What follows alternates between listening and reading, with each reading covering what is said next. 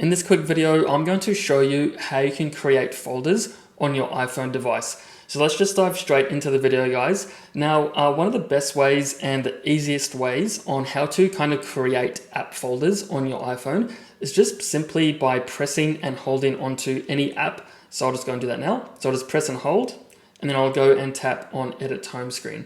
Now, once I do that, as you can see, the apps are kind of jiggling around.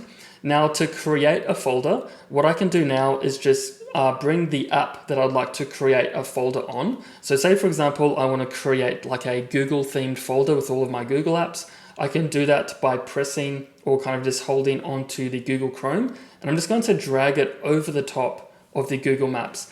And it's automatically going to kind of create this new folder. And now if I drag this out, it's going to remove that folder. And again, I'm just going to press and hold and then drag it over.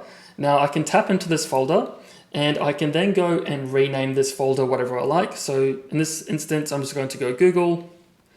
And then if I want to rearrange the apps within that folder, I can then go and do this. And just as a quick note, if you put more than like, I think it's 6 apps, it'll create a second page. So then you can scroll between the kind of drawers within the folder.